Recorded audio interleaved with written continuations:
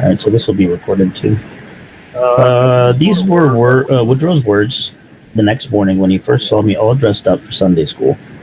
was He on was on Granny's Granny's front front porch, porch, reading the reading the Sunday Sunday paper, paper, which he dropped when he saw me coming. I couldn't help smiling.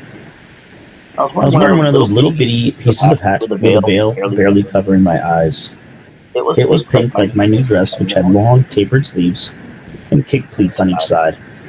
I I had also on had on pink pink shoes and shoes and an an inch inch high high heel, and heel, and naturally I was naturally I was wearing wearing the white gloves every every well well brought up brought girl. up girl wore to church. You're not You're so not bad so bad yourself, yourself, cousin, I cousin, said I as said as I I looked looked him him up up and and down. down. He He was was wearing wearing a a pair pair of of new new pants pants and and a a nice nice blue blue dress dress shirt. shirt with a tie to match. I I never never wore wore one one of of these these before, he before, said he as he said as he fingered the fingered the tie. tie. But it's But kind it's of kind of nice. nice. Grandpa tied Grandpa it for tied me. it for me.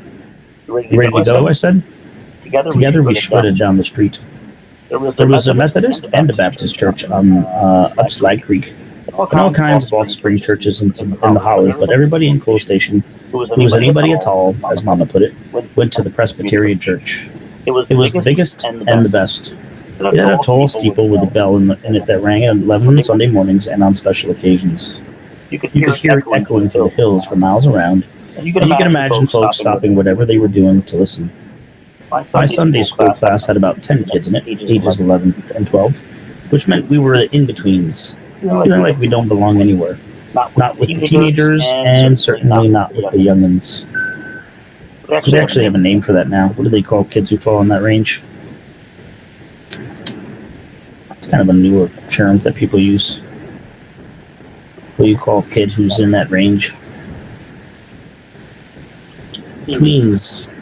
Right? You guys ever hear that phrase before? You kind of use that phrase to like People people who aren't really teenagers yet, but aren't little kids, tweens. That phrase probably it's kind of a newer thing. They don't use that anymore. Never used it. Some like Buzz Osborne had had a a growing spurt that shot them a head taller than the others. Some like Willie and Mary Lee were pure T runts. Then there were the average ones like me and Woodrow. but But none were none were stingy stingy with with the the questions, questions, and and Woodrow Woodrow got the got the works. works. Everybody talked at once. You live You with the live with the boss? boss since when? How old are you? Can you look in two directions at once? You don't favor Gypsy a bit. How much does that tie cost? Do you believe in God? Was the last question Woodrow replied. Yeah, I met him once. You met God, they all said. No, you didn't. Yeah, I did. And you know what? He sneezed, and I didn't know what to say. They didn't get it. Woodrow tried again. So, what is this an example of? What's he What is he doing right there? What is Woodrow doing?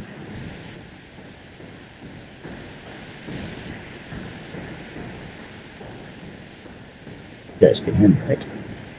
He said, yeah, I did, and you know what? He sneezed, and I didn't know what to say. What are you supposed to say when somebody sneezes?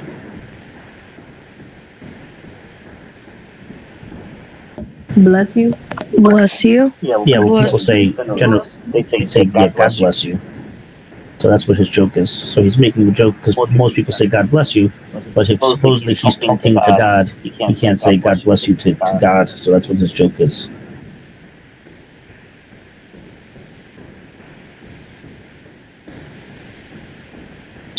Right, so his joke is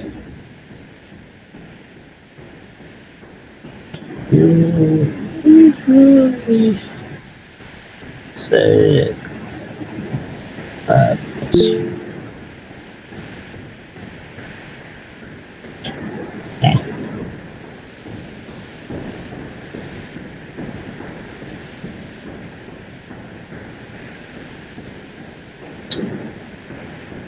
right? So that's a joke that he says.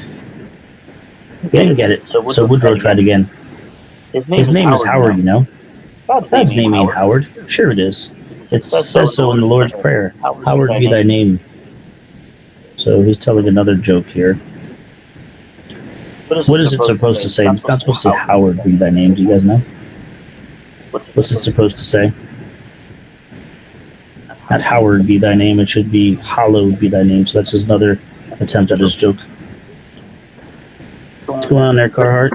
Good morning, Mr. Rivera. How are you? How's everything going? Good. What is that behind you? I see. Where you at? I forget what I had over there behind me. What do I have behind me today?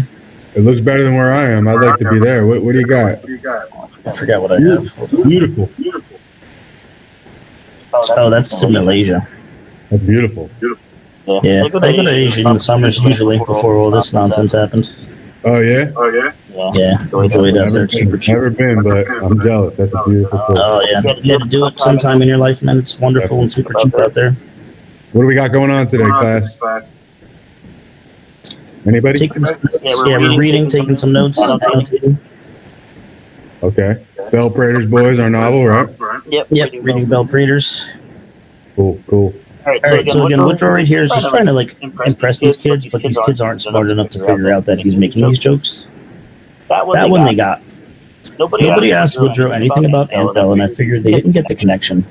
When our teacher, Mrs. Compton, came in, I introduced her to Woodrow, and she made him feel welcome. But she didn't ask him any questions at all. She went right into the lesson. That Sunday, the Presbyterian literature for intermediates dealt with Jesus healing the sick. We read about it in the New Testament. Then we talked about it. You know, boys and girls, Mrs. Compton said very sweetly, sickness is a bad thing, but all of us get sick once in a while. Sometimes it's so bad we think we're going to die. Have you ever known anyone who was very, very sick? About 4 people raised their hands, including Woodrow, but I couldn't think of any sick people. Would one person like to tell us about someone who was very, very sick? Mrs. Compton said. Only one person raised his hand then, and then that was Woodrow. All right. Is it Woodrow? Mrs. Compton said. Yes, ma'am, he said politely. Would you like to come up here, Woodrow? Woodrow went to the front of the class. I was amazed. Every bright and shiny face was turned to him, curious to hear what this new boy had to say. This is a story about Buck Coleman, Woodrow began, who had a sickness so bad, well, let me tell you, it was bad. His belly kept getting bigger and bigger and bigger. What's this an example of? Bigger and bigger and bigger. Repetition. Yeah, make sure you put that there. Repetition and alliteration. Alliteration and repetition. Good. All right, make sure you put that in there in your comments. Bigger and bigger and bigger repetition. It got as big as a watermelon, but the rest of him kept falling off. Buck finally had to go to the doctors, and the doctor said, "Buck, you got the biggest tapeworm I ever did even hear tell of, and it's curled up in your belly, getting all of your food." Do you guys know what a tapeworm is? Tapeworm.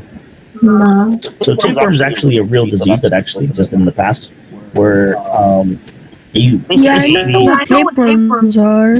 Yeah, They're so really, really dangerous. it's actually is a disease that people get. People who are generally it's when they have like bad sanitary conditions. Like so, say you're living in an area where the water isn't clean. You can get these things called tapeworms. So he's telling a story. But he's going to over exaggerate it. So I just want to before you guys get frightened about his story gets a little kind of haywire. Well, the doctors tried to kill that tapeworm, but they couldn't do it without killing Buck with it. He kept eating a lot, but he was still starving to death. And I forgot to tell you, he craved molasses. Does anybody know what molasses are? No. All right, so molasses is it's basically when you guys well, let me actually show you. I show you. Mister, isn't starved to death like a hyperbole? No, he's telling a story. He's actually being honest there. So that wouldn't be a hyperbole there because he's saying that this is literally going to kill him. All right, so these are molasses. So when they go to make, I believe it's when they make rum generally. Right, so rum is an alcoholic drink that's made basically in the Caribbean. When they go to make rum, they take sugar cane, and basically when they're making the sugar cane into this rum, there's this material here, molasses, which is like a very thick sugary syrup that is an extract of it. This is what it looks like. So they actually put molasses in brown sugar. If you've ever used brown sugar for cooking, this is what molasses is. Right, so this kid really likes this stuff because it's super sweet, and so this kid's he's going nuts with that. Hold on. All right, so he loves his molasses because it's like sugar. Woodrow paused to let everything sink in. Molasses, little Willie Stacy said. Yeah, molasses, Woodrow continued. Finally, the doctor decided to lure the tapeworm out. So again, this is this thing that's living in his stomach that's basically killing him because it's eating everything in his body. How is he going to lure it out? Mary Lee Rose said. With molasses, naturally. They took a big jar of molasses and held it in front of Buck's face. And the tapeworm smelled it, and it came crawling out to get it. And was Buck saved from Willie again? No. The tapeworm was so long and fat, Buck suffocated to death before it got out. Obviously, this is a kind of a ridiculous story that he's telling his kids, that there's this thing that actually got inside of his body. He put the molasses in front of his mouth, and he choked on it. This could not really happen in real life, but he's telling these stories to these kids to kind of like freak them out. Woodrow sat down. I thought Mrs. Compton was going to faint. Why is she going to faint here? Because what he said? Yeah, exactly, right? So she is freaked out. I'm sure you're reading that. She's freaked out by this story.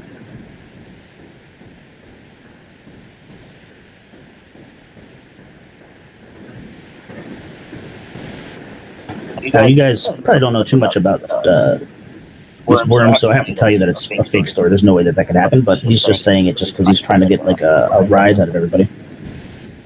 Really, Woodrow? She said irritably. Was that necessary? Did that happen, or did you make it up? So she's like, how's she feeling now? How's Miss Compton feeling now? Yeah, she's pissed at the story. He made it up. Buzz Osborne chimed in. On my word of honor, Woodrow said. Buck Coleman was my daddy's sister's husband, uncle's cousin. So again, like she's kind of like being a joke right now by saying this crazy connection. That doesn't make it true, Mrs. Compton shot back. I know a story too, Mary Lee said, about my aunt who went to New York City and they fed her snails. Never mind, Mrs. Compton said. Let's talk about something else. The thought for the week is on page 36. So he got her really upset. While everybody was turning to page 36, Woodrow glanced at me and winked so quick I don't think anybody else saw him. Why is he winking here?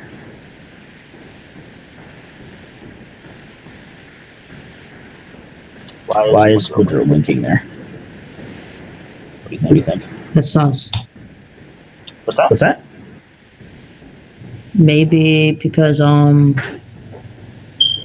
don't know. Why would he be winking? What did he just do?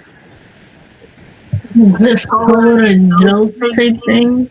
Exactly. He kind of realized he got one over on the teacher, right? So he's winking at his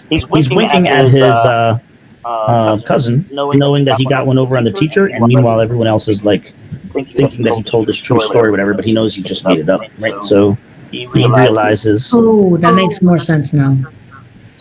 He got one over on the teacher.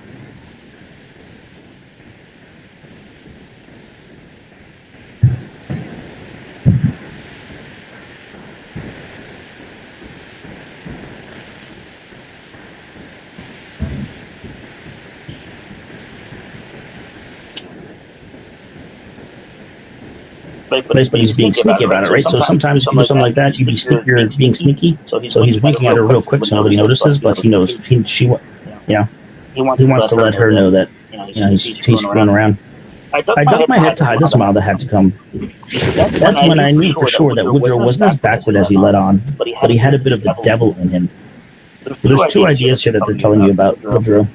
What does she know about him now? He's what and what? These two things that she didn't realize, which is what?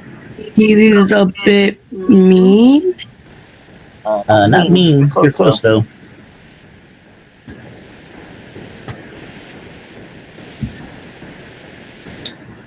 I say you have a bit of the devil in you. What does that mean? Not mean. Evil in him. Yeah, exactly. So he's like bad, I would say. It's a better word. He is bad? But what else did she figure out in the beginning? She says he's also what?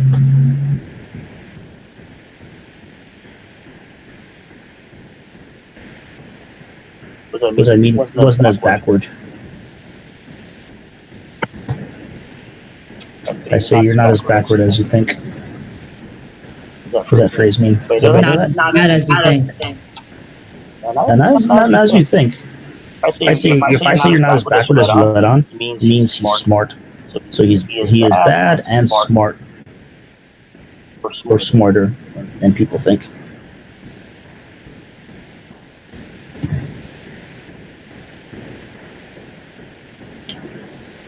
All right.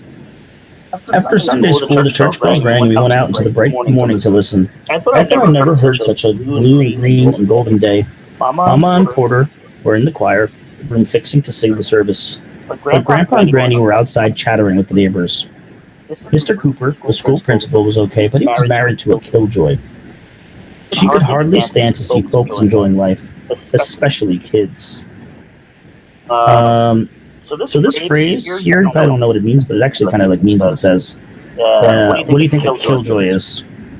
You just look at those two words together. What's a killjoy? A person who likes to kill the joy out of people. Exactly.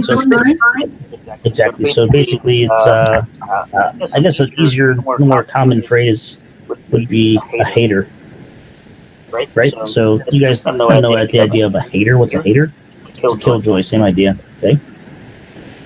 She could hardly stand to see folks enjoying life, especially kids. It got on her nerves so bad, I was sure she lay awake nights thinking up of ways to stop it.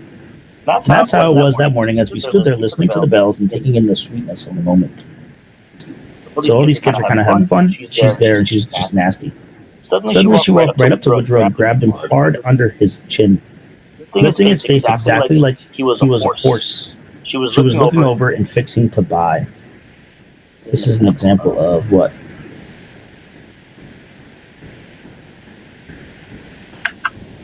Simile? Yeah, that's a simile. Good. How much for looks is he? She said. Takes after his mama. Woodrow jerked away from her fury, with her fury in his eyes, but he didn't say a word to her. What did she just do here?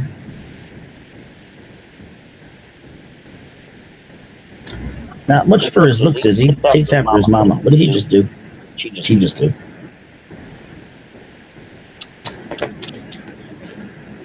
Insulted him? Yeah, she insulted him. Who else did she insult? I don't know where you are in the story. I lost you. His mom.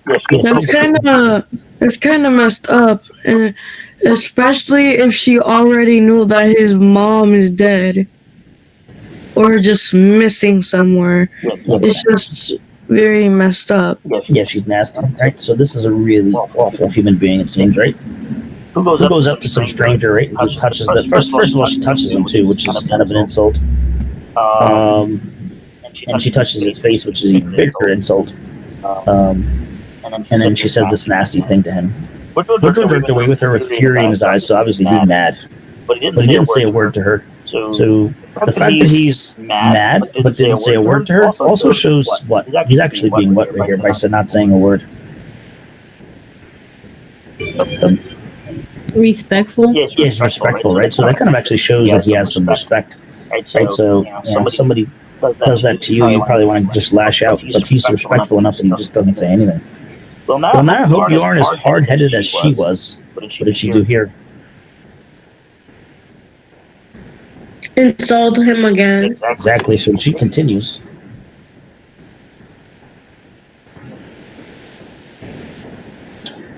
Mrs. Cooper went on, placing her hands on her ample hips. This is an example of what?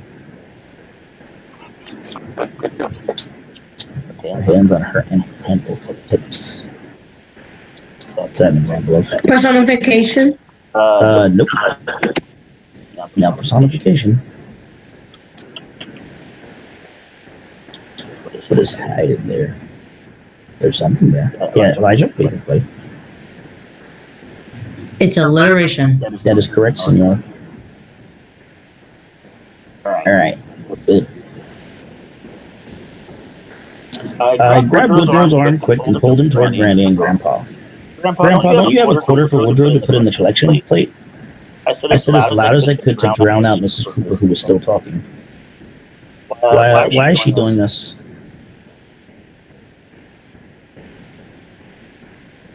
This is what? Because the teacher won't stop.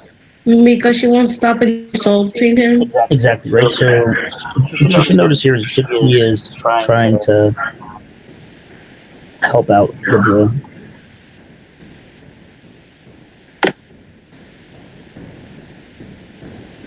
I would say. If someone did this to me, honestly, I'd lash out right then and there, because I'm not that type of person that is just going to leave the problem and pretend like nothing happened.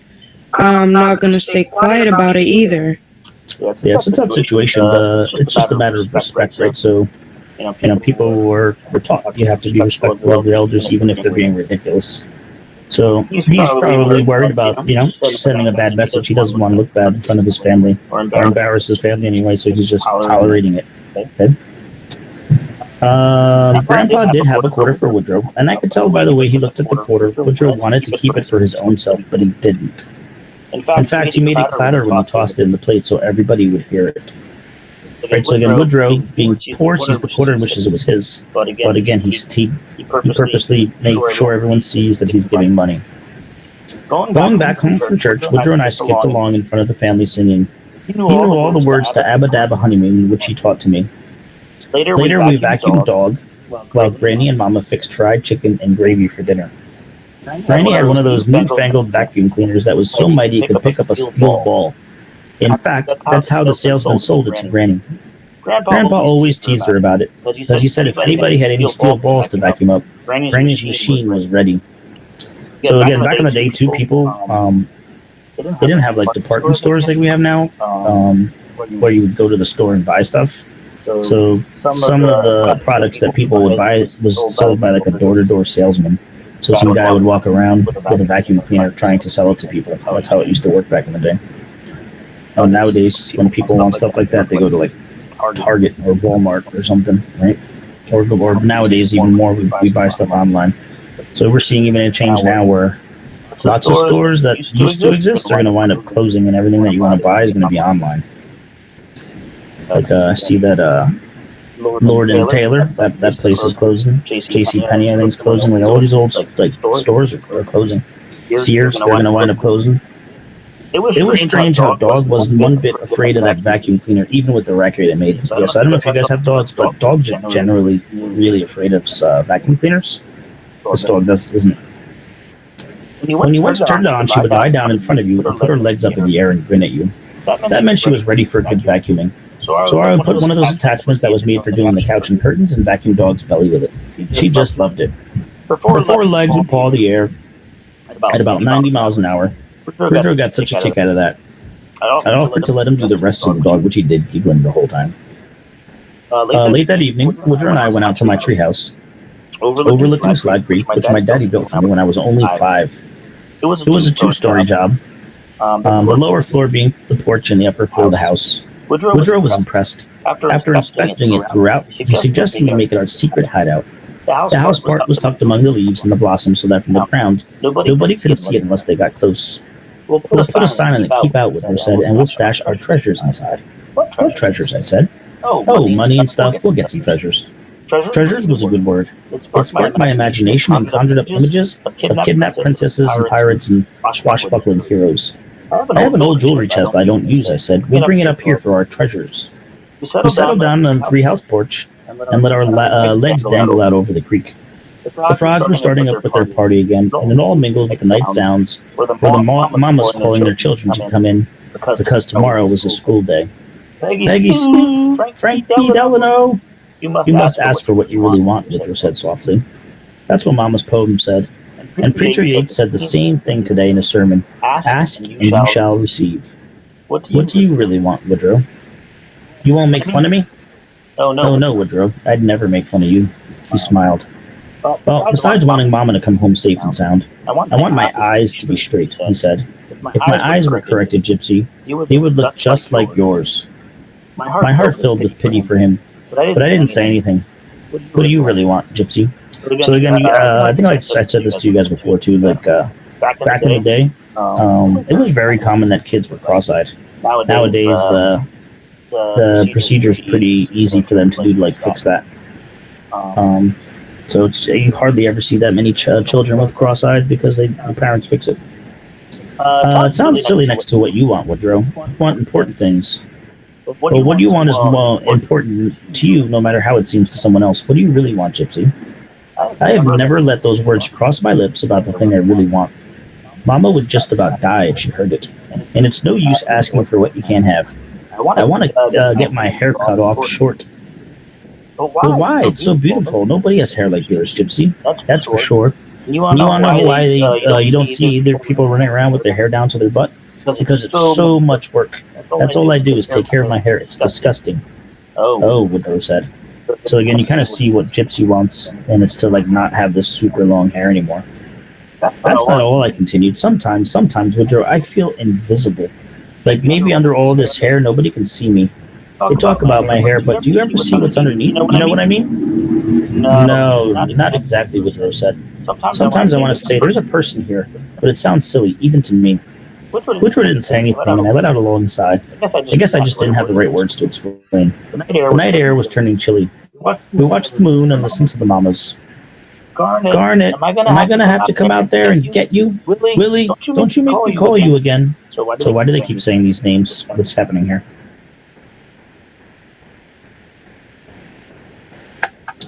Because they're calling them to dinner? Yeah, so people are being called inside. So it's actually something I kind of noticed that your generation less than mine, probably a lot less. Like, I don't know how much time, but obviously now it's a pandemic. But back in the day, like when we were kids, I would say from like your age to like, I don't know, it's like I was 16, 17, 18. Like when I got home, I would go out and I'd be out all day, and then my parents would have to like call me to come back into my house, you know. So this was before cell phones, so they would literally have to like call my friend's house to tell me to come home or whatever. But your generation, I feel like you guys don't go outside and play anymore. Obviously, you can't do it now because it's a pandemic, but just your generation as a whole, I'd say like the last 10 years, like if you look outside, there's no kids outside playing, whereas that's what we did. You guys are inside like watching Netflix and playing with your phones and playing video games. Woodrow, do you think Aunt Belle asked for what she really wanted this morning, like the poem said? Yeah, and she got it too, he whispered. What do you mean? What did she ask for? I said, breathlessly, to get out of her life? Oh, Woodrow, you mean, you think she's... I couldn't say the word. Dead? Nah, she ain't dead, Woodrow said matter-of-factly. But by now, she may wish she was. What? What do you know, Woodrow? Gypsy! It was Mama calling me. Nothing for sure and certain, Woodrow said.